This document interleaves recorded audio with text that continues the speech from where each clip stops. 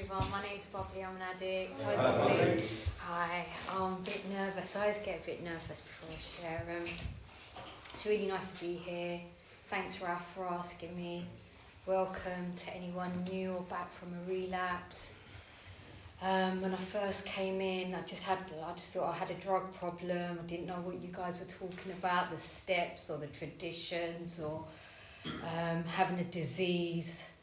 You know, I just came in here with a drug problem and it took me a very long time. You know, I'm such a slow learner and a quick forgetter.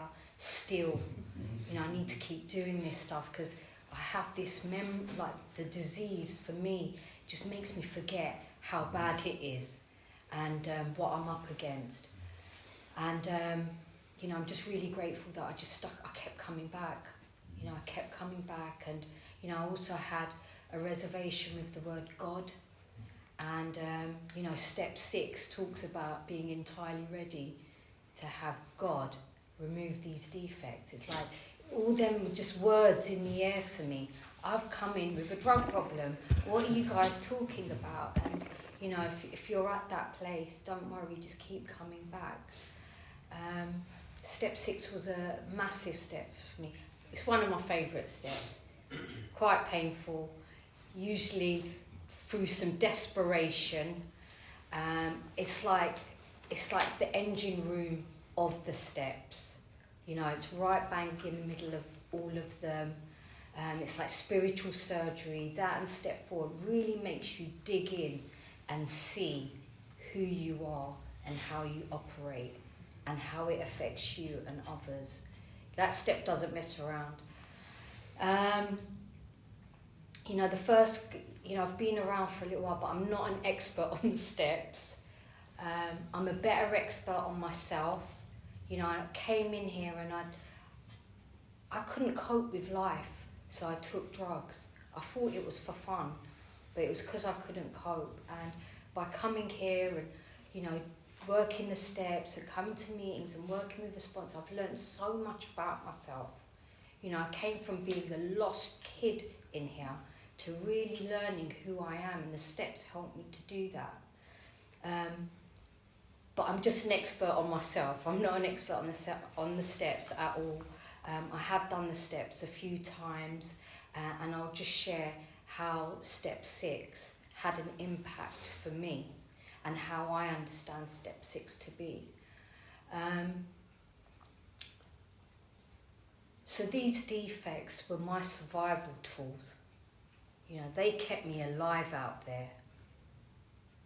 That avoidance, that fantasy, that being unforgiving. You know, I would have got eaten up out there. I'm not a big girl, you know, and, you know, the type of drugs I was taking, you know, I would take it sometimes around people, but a lot of it I used on my own. And a lot of these defects of character that I started to come face to face with kept me alive, you know. They're a part of the fabric of who I am. And, you know, I didn't even think I needed them to be removed. To be honest, when I first came in, I didn't even think I had any defects of character. I thought I was right. I didn't even think I harmed anyone, you know. But doing the step 4 process, you know, I just want to say, you know, if you're new, you know, I needed to, you know, do 90 meetings in 90 days. I needed to get a sponsor.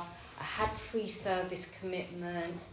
I got a good support network, a really solid support network. I relapsed loads. There's a couple of people in here that knows how, like, I was in and out. I just didn't understand, or I couldn't surrender to this program. But once I finally did, you know, I started to work it. And the first couple of times I did the steps with a sponsor, I mean, I was just so glad that I wasn't using. And that I was starting to live life without having to pick up a day at a time. I was just writing the steps. I was just glad I wasn't using. You know, the first few years. You know, I was like making mistakes, not even clocking them, harming people. Like, I wasn't even aware of that. I was just like, wow, I'm not using. And I was thinking, wow, if God can and I'd also developed this relationship with the God of my understanding by this point. You know, steps 2, steps 3.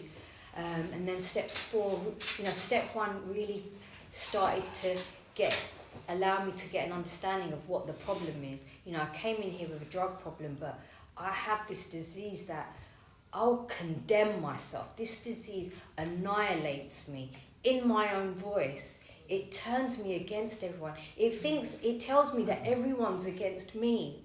It separates me, it isolates me. My loved, near and dear ones, I can become paranoid. This is in recovery. This is how the disease tells me I'm no good, I'm bad, I've got it wrong. If I don't stay connected, or if I'm not working on myself, or if I'm not connected to God or my support, I can very quickly spiral back into that really shame-based, self-loathing, disconnected place. That's what I suffer from. That's how the disease of addiction manifests. Of course I take drugs. I needed to take drugs. I hated the way I felt. I hated who I was. I believed it. I believed that if you really got to know me, you would hate me as much as I hate me. My mum hated me. My brother left me. I'd been building this case for years. So, I was just grateful not to be taking drugs and to be coping in life, and to understand how the disease is operating in my life, and to be relating with other people that have the same thing as me. I saw how some of my patterns in step 4, the first couple of times. I understood that I push people away. I understood that I get feared up around something, that you're going to hurt me or I'm going to lose something, and I'll push you away. And I had to share that with someone, with my sponsor, to find out the exact nature of my wrongs and my patterns. And then I got a short list. I didn't get an exhaustive list of defects. I got a short list, and then I kind of looked at it, but I was like, yeah, I'm all right. And a few years in, I started to decay spiritually, because I moved home where my mum and dad live. I used to clash with my mum really badly growing up. She was the source of a lot of emotional, physical, a lot of abuse, which I'd pushed down. A lot of stuff I just pushed down, had disassociated, avoided, denied, self-deceived. Went home, a few years clean, and I was sharing really well in meetings, but then I was going home being really unforgiving and impatient, and being really horrible to this old sick woman who had lost her son, my brother, 10 years prior. This woman wasn't the same woman that, she'd grown older, she was ill. But I was carrying all this resentment and all these defects of character, and I was decaying. I was feeling awful. I was anxious all the time. I felt small. I felt like a fraud in meetings. And I had to do another inventory around that, because that was me being entirely ready. It was through pure desperation. I was in so much pain that I knew I needed to change. Otherwise, things were I was either going to pick up, or I was going to have a breakdown, or I was going to kill her, or, I couldn't carry on like that. So I did an inventory, and, my sponsor had got sick and let go of me at this point. So I was without a sponsor. But luckily, I had such a tight support network, part of my home group, and some caring people. I reached out and they said, look, they held my hand, and I trusted them. And I trusted that God was working through them, and they knew me well enough. And I did this inventory around my mum and dad, and the unforgiving and the impatience and the self-righteousness and the self-pity. And so I did the step 4, but the step 6 columns was where it was at for me.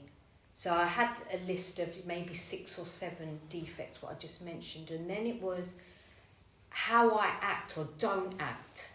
Specific examples of how I act or don't act when I'm in that in being unforgiving. You know, I can walk around blanking her. I can be quite impatient. Well, the thing is, when one defect comes, the whole camaraderie gang comes out. And then the other column was, how do these defects, how does that then have an effect on me? And then how does that have an effect on them? And just by doing that process and really bit by bit breaking it down, it did something. And it's so experiential. Like, I could speak about it all day long. It won't unless you've also gone through that process. It really unpicked my behaviour of that self-righteousness. And, well, she treated me like that when I was younger. Like, why should I? Why should I forgive her? I should forgive her because I'm drinking the poison. It was killing me. And then, you know, and these were all steps of me being entirely ready.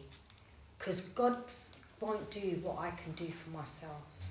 You know, for God to meet me in step 7, I need to find out about myself. You know, these defects of character, if I don't deal with them, that spiritual decay, it would kick me straight into step 1. And if I stay in there for long enough, unmanageable, powerless, I will pick up or I will kill myself or kill someone else. There's them 3 options. And I think, you know, when they say the road gets narrower, you know, the options get less. And then it was like, all right, so what's the opposite of that? You know, being unforgiving, being forgiving, being of service. What's the opposite of being humble? And then I did a list of this, you know, the defect, the spiritual, and then what that actually practically looks like a practical working example with my mum and with my dad, so that I could have that to refer to. And then I shared it, and because when you're doing your 4 and 6, you're so in it, it's hard to know what your part is. And like, I was really fortunate to have, you know, find your people. Find people that have a good understanding of the disease and a good understanding of how the program works. Because, you know, this is how I live my life, you know. And these, and I prayed and I did that work, and it was painful.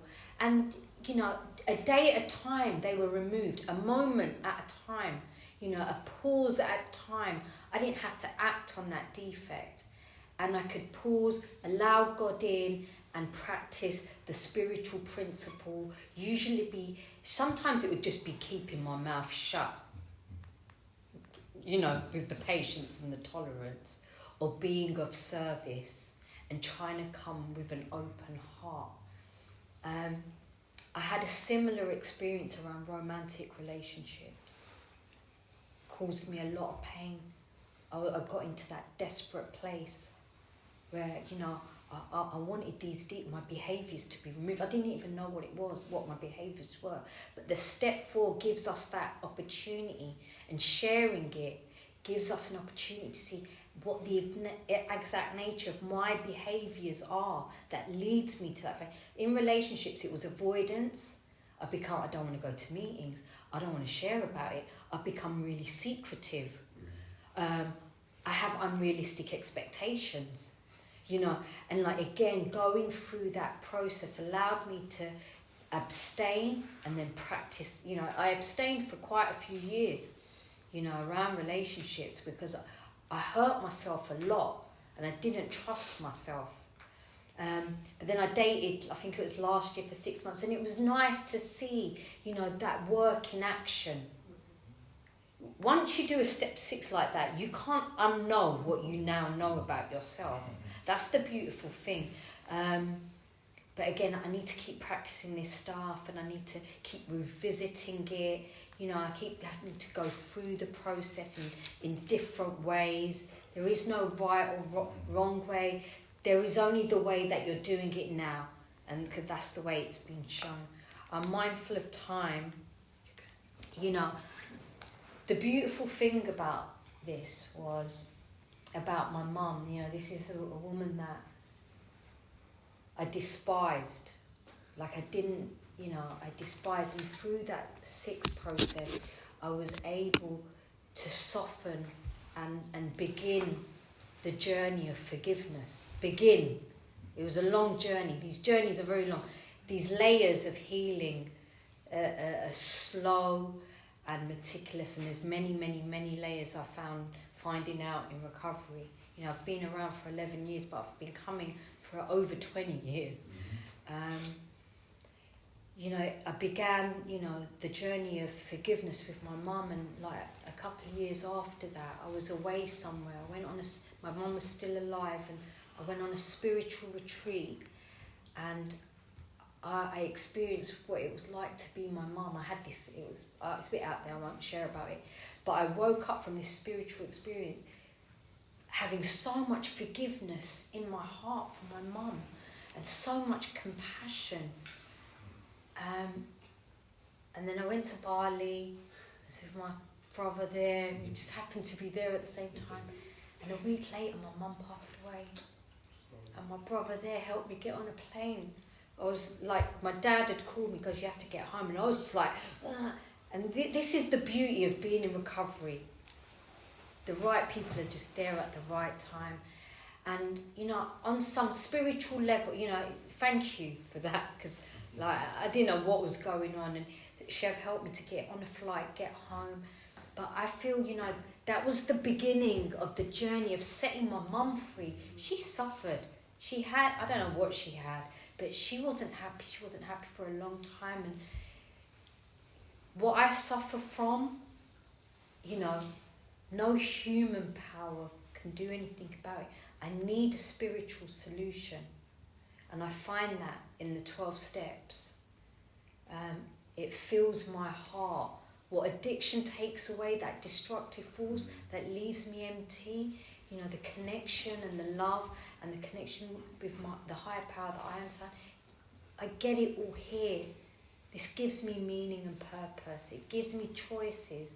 It gives me freedom for myself. I hope someone's got something from that. I think I'll leave it there. Thank you. Thank you very much.